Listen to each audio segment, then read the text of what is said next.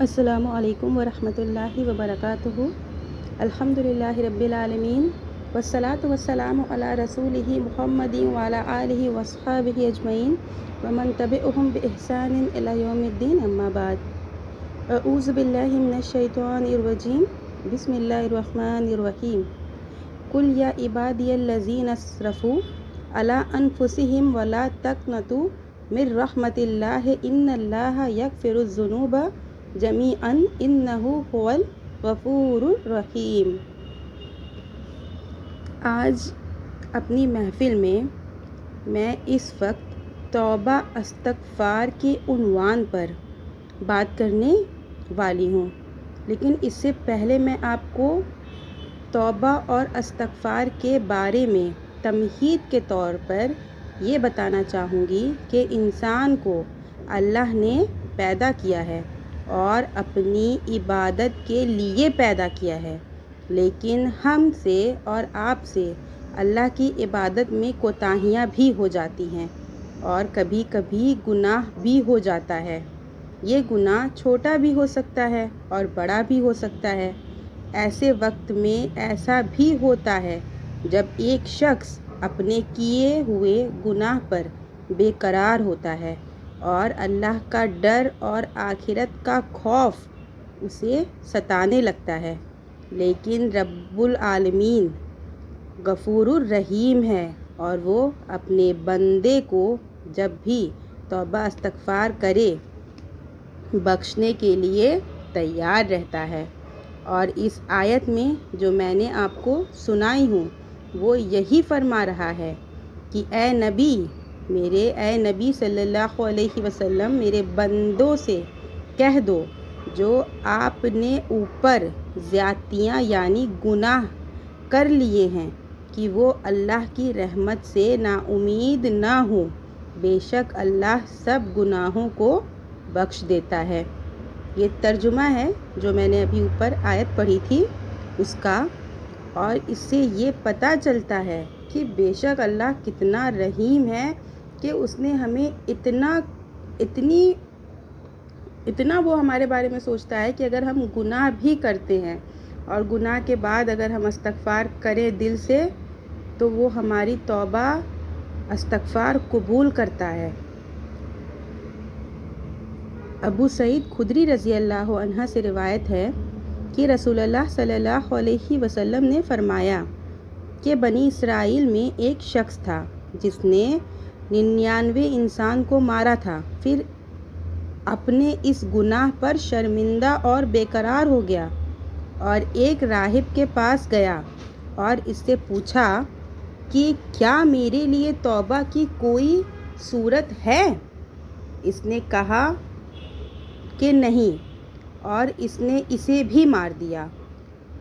اور پوچھنے لگا تو کسی نے بتایا کہ فلاں بستی میں جاؤ، اور وہ جا رہا تھا کہ راستے میں اس کی موت ہو جاتی ہے اور وہ اپنے سینے کے بل اس بستی کی طرف کچھ بڑھ گیا اور اس کے بارے میں رحمت اور عذاب کے فرشتے لڑنے لگے، تو اللہ نے اس بستی کو جس طرف جا رہا تھا حکم دیا کہ تم نزدیک ہو جاؤ، اور اس بستی کو حکم دیا جس سے آ رہا تھا کہ تم دور ہو جاؤ، اور فرمایا کہ دونوں کی دوری ناپ لو۔ اور جب ناپا گیا تو وہ اس بستی سے ایک بالشت قریب تھا جس میں توبہ کے لیے جا رہا تھا، اور اللہ نے اسے بخش دیا۔ متفق علیہ۔ یہ بخاری اور مسلم کی روایت ہے۔ تو سوچئے کہ ایک ارادہ کرنے سے کہ اس نے یہ ارادہ کیا، وہ تڑپ رہا تھا کہ وہ کیسے اپنی بخشش کروا سکتا ہے۔ اور ابو ہریرہ رضی اللہ عنہ سے روایت ہے کہ ایک بندے نے گناہ کیا اور کہا کہ میرے پروردگار مجھ سے گناہ ہو گیا، تو اللہ نے کہا کہ میرے بندے کو یقین ہے کہ اس کا ایک پروردگار ہے جو گناہ معاف کرتا ہے اور اس پر پکڑتا ہے، میں نے اسے بخش دیا۔ پھر کچھ روز رہا، پھر ایک گناہ کر دیا اور کہا اے میرے رب میں نے گناہ کر دیا، مجھے بخش دے۔ تو اللہ نے فرمایا کہ کیا میرا بندہ یہ جانتا ہے کہ اس کا ایک رب ہے جو گناہ معاف کرتا ہے اور اس پر پکڑتا ہے؟ میں نے اپنے بندے کو بخش دیا۔ پھر وہ کچھ روز کے بعد کوئی گناہ کر بیٹھا اور کہا کہ میرے رب میں نے ایک دوسرا گناہ کر دیا، مجھے بخش دے۔ اللہ نے فرمایا کہ کیا میرے بندے کو یہ علم ہے کہ میرا ایک رب ہے جو گناہ بخشتا ہے اور اس پر پکڑتا ہے؟ میں نے اپنے بندے کو بخش دیا، وہ جو چاہے کرے۔ ان دونوں حدیثوں سے یہ ظاہر ہوتا ہے کہ گناہ بڑا ہو یا چھوٹا، ایک بار ہو یا بار بار ہو، جب بھی دل میں اللہ کا خوف پیدا ہو جائے اور بندہ اپنے گناہ پر شرمندہ ہو کر اور آئندہ ایسا گناہ نہ کرنے کا عزم کر کے اللہ سے توبہ کرتا ہے تو اللہ اس کے گناہ بخش دیتا ہے۔ انس رضی اللہ عنہ سے روایت ہے کہ رسول اللہ صلی اللہ علیہ وسلم نے فرمایا، اللہ نے فرمایا کہ اے انسان، جب تک مجھ سے دعا کرتا ہے اور مجھ سے امید رکھتا ہے میں تیرا سب گناہ معاف کرتا رہوں گا اور کوئی پرواہ نہیں کروں گا۔ اے آدم کے بیٹے، اگر تیرا گناہ آسمان کے بادلوں کے برابر ہو، پھر تو مجھ سے مغفرت کی دعا کرے تو تجھے بخش دوں گا اور کوئی پرواہ نہیں کروں گا۔ اے آدم کے بیٹے، اگر تو مجھ سے زمین بھر گناہ کے ساتھ ملے گا اور میرے ساتھ کسی چیز کو شریک نہ کیا ہوگا تو میں زمین بھر کر مغفرت کے ساتھ تیرے پاس آؤں گا۔ ابو سعید خدری رضی اللہ عنہ سے روایت ہے کہ رسول اللہ صلی اللہ علیہ وسلم نے فرمایا کہ شیطان نے کہا کہ تیری عزت کی قسم، میں برابر تیرے بندوں کو گمراہ کرتا رہوں گا۔ تو اللہ نے فرمایا کہ میری عزت و جلال اور میرے بلند مقام کی قسم، جب تک وہ مجھ سے مغفرت چاہیں گے میں انہیں معاف کرتا رہوں گا۔ رسول اللہ صلی اللہ علیہ وسلم نے فرمایا، جب بندہ توبہ کرتا ہے تو اللہ اتنا خوش ہوتا ہے کہ جیسے کسی سواری کسی بیاباں میں غائب ہو جائے جس پر اس کا کھانا اور پانی ہو، اور وہ نا امید ہو کر کسی پیڑ کے نیچے سو جائے اور نیند ٹوٹے تو یہ دیکھے کہ اس کی سواری اس کے سامنے ہے اور اس کی لگام پکڑ کر خوش ہو کر یہ بول دے کہ اے اللہ، تو میرا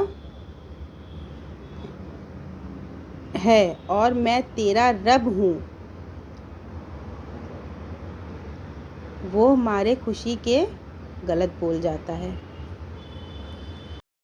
ویسے تو انسان رات دن کچھ نہ کچھ کوتاہیاں کرتا ہی رہتا ہے، پھر بھی اس کے توبہ استغفار کرنے سے اسے ثواب ملتا ہے اور اس کے مصائب دور ہوتے ہیں۔ توبہ استغفار کرنے سے ہر مصیبت سے نجات ملتی ہے اور ایسی جگہ سے روزی آتی ہے جس کا آپ نے گمان بھی نہیں کیا ہوگا۔ ایک چھوٹی سی دعا ہے، استغفر اللہ الذی لا الہ الا هو الحی القیوم واتوب الیہ۔ اس کو زیادہ سے زیادہ کثرت سے پڑھنا چاہیے۔ اس دعا کو آپ جتنا کثرت سے پڑھیں گے آپ کو اتنا ہی زیادہ آپ کی مصیبتیں کم ہوں گی، آپ کی پریشانیاں دور ہوں گی، آپ کی بیماریوں میں بھی آپ کو شفا ملے گی۔ آپ سوچ نہیں سکیں گی ایسی جگہ سے آپ کو روزی ملے گی۔ اللہ سے توبہ کرتے رہو اور اس کا معمول بناؤ کہ ہر دن 100 بار اس دعا کو پڑھو۔ ابن عمر رضی اللہ عنہ سے روایت ہے کہ ہم مجلس میں رسول اللہ صلی اللہ علیہ وسلم کو 100 بار ربی اغفر لی وتب علی انک انت التواب الرحیم کہتے ہوئے گنتے تھے۔ ان عبداللہ بن بصر رضی اللہ عنہ سے روایت ہے کہ رسول اللہ صلی اللہ علیہ وسلم نے فرمایا کہ اس کے لیے مبارک ہو جس کے نام اعمال میں بہت زیادہ استغفار ہو، یعنی جو شخص بہت زیادہ استغفر اللہ پڑھتا رہا ہو۔ اگر انسان گناہ بھی نہ کرے تو استغفار کرنے سے 3 فائدے ملتے ہیں۔ ایک تو سکون و آرام سے رہتا ہے، مال و اولاد میں برکت ہوتی ہے اور ایسی جگہ سے روزی ملتی ہے جسے وہ سوچا بھی نہیں ہوتا ہے۔ یہ بہت چھوٹے سے کلمے ہیں، استغفر اللہ و اتوب الیہ۔ آپ اسے آسانی سے شب و روز پڑھ سکتی ہیں اور اس کے بے شمار فائدے حاصل کر سکتی ہیں۔ اب انہی باتوں پر اللہ سے دعا کرتی ہوں کہ آپ سے یا اللہ آپ سب کو، ہم سب کو زیادہ سے زیادہ توبہ استغفار کرنے کی توفیق دے، آمین۔ اور ایسی ہی ویڈیوز کو، ایسی ہی اسلامک باتوں کو سننے کے لیے please do like, share and subscribe my channel. آپ کہاں سے سن رہے ہیں میری ویڈیو؟ آپ کمنٹ میں پلیز جگہ کا نام بتائیے، اور کس ٹاپک پر آپ سننا چاہتے ہیں آپ وہ بھی مجھے کمنٹ کر سکتے ہیں۔ وعلیکم السلام ورحمۃ اللہ وبرکاتہ۔ آخری دعوانا الحمدللہ رب العالمین۔